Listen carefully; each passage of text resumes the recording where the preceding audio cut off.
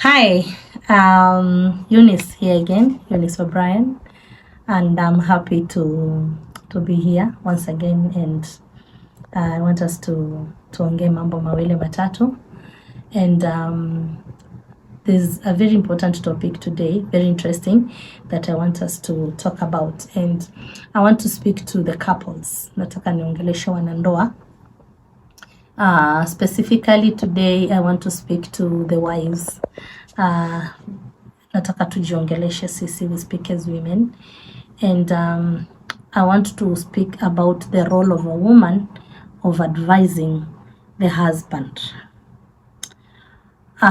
There's a story I was reading in the Bible in 1 Kings chapter 21, ambapo inaongea kuhusu a lady called Jezebel who was married to King Ahab. This lady, at some point, she advised the husband wrongly, and the consequences were very severe. And in the same Bible, in the book of 1 Samuel chapter 25, we see a lady there called Abigail. And Abigail supported the husband, and even though the Bible says that the husband was very foolish. So I want to talk about these two ladies. Na tunaona kwamba wakati a time came, the Ahab was in need. Akafika mahali akatamani shamba la Nabothi, kwa sababu hilo shamba lilikuwa na mizabibu, and he really wanted to cultivate that land. Na alipotaka ile shamba akaona the best thing, acha niende niongee na Naboth anikodeshe hiyo shamba. And Naboth said no, because this is the only thing I have, this is the only property I have, and this is the only thing that helps me. So siwezi nikakukodeshea, because nikikukodeshea nitalima wapi? Then moyo wake ukafadhaika. Akarudi tena mara ya pili. Akamwambia basi niuzie ndio upate pesa ya kwenda kununua kwingine. Akamwambia no, I can't, kwa sababu huu ni urithi wangu. This is my inheritance, so I can't. Akafadhaika tena. So when he got frustrated about it, he went straight to his wife Jezebel. Remember, katika Genesis, the reason why God created Eve, it's because she was supposed to be a support system. Yeah, Adam. And it is very, very important as women, we understand that. Ya kwamba, our main role in marriage is to be a supportive system. Yeah, our husbands. We are there to make their responsibilities less heavier. We are there to create an conducive environment for our husbands to execute their duties in a right way. Na hiyo ndio sababu ambayo Mungu alimuumba Hawa akamleta kwa Adamu. It is not only companionship. Apart from companionship, we are there to support our husbands. That is very important to note. Sasa Ahabu alipopata stress, the responsibility of Jezebel was to advise Ahab in a right way. Alikuwa anafaa ampatie solution ile ambayo inge make the situation much more better than worsen the situation. And this is what Ahab did. Jezebel. Jezebel alienda kaambia bwanake, it is that land you want, hiyo niwachie. I will create a plot, nimsingizie, niite watu wangu, wamshike, apelekwe kwa public square, auawe. Then akisha kufa, you will have the land. And the husband just listened. Hey, husband, nitawafikia. Alisikia tu na hakuna kitu alifanya. Akaamua kunyamaza tu. Bibi auwe. And this is exactly what happened. She went there, she plotted a lie, she brought people, and they killed him mercilessly, publicly. Na alipomaliza kafata bwanake, akamwambia, now you can go and have the piece of land that you wanted. Friends, Mungu naye ni nani? Anaonaga. Alipoona things got worse, God was never happy about that. And ilibidi atume mtumishi wake. Akaenda akamwambia Ahab, what your wife has done and what you have done is very wrong. And you're not only going to pay it, even your generations are going to pay for that. Now, this is what I was looking for at. Jezebel alipatiana wrong advice kwa the husband. But see the consequences. Sio Jezebel analipia. Sio Ahab analipia peke yake. But even their children, even their generation, they are paying for that wrong advice that was given to the husband. Who brought this calamity? The wife. And it reached a point, Ahab akajua hapa nimefanya makosa. Aka-acknowledge makosa yake kwa Mungu. And when he acknowledged his wrong, God saw that. Akajua tu yenyewe Ahab hapa ame repent sincerely. And God told Ahab, for now I am not going to do what I've said. Lakini kwa watoto wako, to your generation, I am going to avenge and fulfill every single word I, God, have said it. Imagine watoto wanakuwa wana face calamities, wana face so many problems for something they don't know, for something they didn't take part in, for something they don't have knowledge at. And this whole thing is brought by just a single advice that was given by their mother to their father. Very, very important. So, wives, be careful what you tell your husbands. Unaolewa kwa familia, unapata bwanako ako very peacefully na ndugu zake na wazazi wake. You just come in. You're just there few years old, few days old. Unaanza kumwambia venye mamake si mzuri, venye dada zake si wazuri, venye ndugu zake si wazuri. At the end of the day, unakorofisha hiyo familia. You become like a demon in that family. Instead of creating peace, instead of bringing the family together, you become the reason of the family breaking. Una create vitu kwa bwana mpaka bwana anaanza kuona it is true. Aki ya nani kweli? I've never seen this. Mamangu ni mchawi. I've never seen this. My sister is not good. Ndugu zangu hawanitaki mema. Before you came, your husband used to help the family. Your husband used to support the family.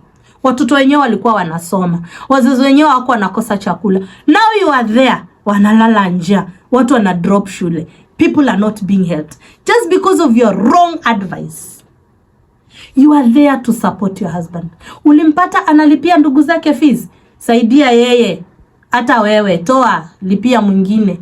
Ulimpata analisha wazazi wake. Hata wewe, lisha wazazi. They are also your parents. Stop giving wrong advices to your husbands. Because what happens, your children will pay for it. At some point, they will pay for it. I assure you, they will. Because God sees beyond what human eyes can see. It is very, very important. Sit there, advise your husband. Positively, rightfully, support your husband. Ulimpata na projects, isi support. Ulimpata na saidia familia kwa, isi support. By the way, ukimsupport, ndiyo hata support kwenu. Akiona unapenda wazazi wake, atapenda na wako. Akiona unasupport ndugu zake, atasupport na wako. Sasa wewe unataka aache kusupport ndugu zake, aache kusupport wazazi wake, aende support familia kwenu yote. Surely. Kwani ni investment ama ni companionship jamani? Women, this is something that God looks keenly. And the consequences unaweza kosa kuziona saa hizi. But the effects zikakuja zikatokezea kwa watoto wako. So learn to advise your husband in a right way. And we see another lady that really encourages me. It's this lady called Abigail. When you go and read 1 Samuel chapter 25, you'll see that story. And Abigail is one lady who is very unique. Abigail aliolewa na jamaa alikuwa anaitwa Nabali. Imagine the Bible says Nabali alikuwa mpumbavu. Yani bwanako anakuwa mpumbavu mpaka Biblia inamu-acknowledge ni mpumbavu. And guess what? Hakuna siku tunaona kwa Bible Abigail anamkosea bwanake heshima ama anamdhalilisha kwa sababu ya upumbavu wake. In fact, ironically, anafunika upumbavu wa bwanake. Anajua tu kabisa the husband has messed. Anajua kabisa the husband has done wrong. Anajua kabisa out of what my husband has done, my children will pay for it.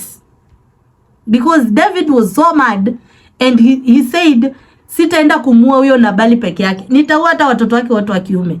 And Abigail knew this thing, it is going to mess my generations. So what did she do?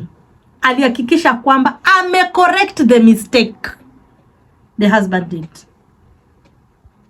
Wewe umeolewa, huyo bwana, you accepted him with his weaknesses. Unajua unyonge wake. Hey wives, are you there? Mnanisikia? Unajua unyonge wake. Ulimkubali ukijua ni mlevi. Na ukakubali hivyo hivyo. Ukamkubali ukijua ni mchoyo. Na ukamkubali hivyo hivyo. Ukamkubali ukijua ana weaknesses za wanawake wengine. Ukamkubali ukijua ana shida nyingi. Ni mkali. Wengine wanasemaga my husband is very stingy, but you accepted him with his stinginess. Ulimkubali na weaknesses zake hivyo hivyo. Why make the situation worse when you knew very well that your husband has these weaknesses? Not unless uliolewa ukiwa hujamjua vizuri. You didn't take time to learn about him. But if you learned about him, why is it an issue today? Why is it a problem today? It shouldn't be a problem. Hey, ladies, are you there? Are you listening to me? That should not be a problem. You should tell God to give you grace and wisdom to live with that man because you chose him. And you accepted him to be the father of your children. Just like the way Abigail accepted the husband to be the father of her children. Na alipoona kwamba bwanangu amefanya makosa, bwanangu amefanya jambo ambalo litaletea paka watoto wangu shida, aliamua kuchukua hatua mwenyewe as a wise woman. Akaficha aibu ya bwanake na akaficha upumbavu wa bwanake. And at the end of the day, where do we see Abigail baadaye? She's a blessed woman. So, my advice to the wives today, let's be good advisors of our husbands. Let's learn to appreciate them for who they are. Let's support them. Just like the way we accepted them with their weaknesses, let's stand with them. Let's be there for them. If not for any other reason, for the sake of our generations, for the sake of the children we carried in our own wombs for 9 months, for the sake of their future, for the sake of their destinies, let's support our men. Let's stand with them. Let's pray for them. Pale ambapo wamefanya upumbavu, let's cover them. Let's cover them.